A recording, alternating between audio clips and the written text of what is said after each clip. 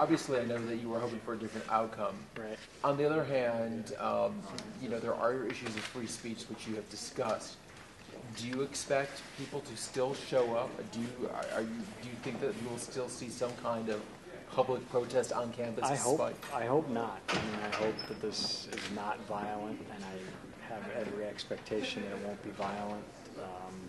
I just think the university is putting itself and the community in a potentially dangerous position, and I still believe that.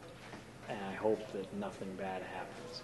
I do think that generally the people who are interested in this rally and who participate, pot smokers, are peaceful, and I hope that'll continue. We're pleased with the court's ruling today. The university's overall concern is to make sure that the campus is a safe educational environment and that the students, faculty, and staff are allowed to go about their activities without the disruption and the potential harms that are caused by the 420 event on campus. And we look forward to having tomorrow proceed in a safe and orderly manner for everyone in the community and on the campus.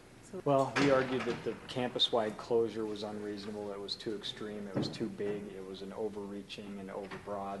So that was our main argument. Also, the argument that Norland Quad, the entire thing, should be closed to both students and non-students. We argued that was unreasonable.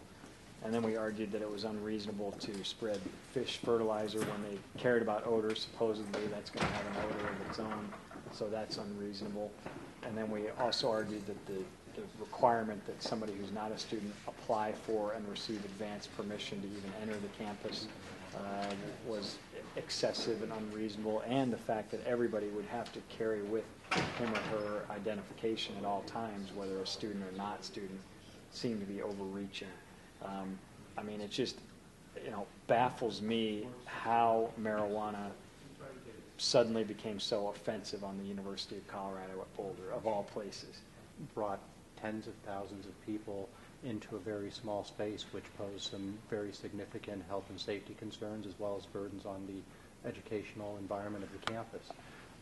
We're hopeful that the people who are constitutionally entitled to have a position that the marijuana laws will be reformed will find a better and more productive way to do that.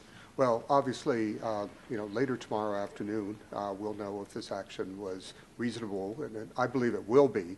Again, because of the disruption that 420 has caused over the years and the complaints that I received from my constituents, from faculty, staff, and students, we took this bold move, and I believe it will work, but we'll see tomorrow afternoon. Civil disobedience may be the reality. I will be down there applying for this permit for my group of Rocky Mountain Caregivers Cooperative patients, the statewide number over 1,000.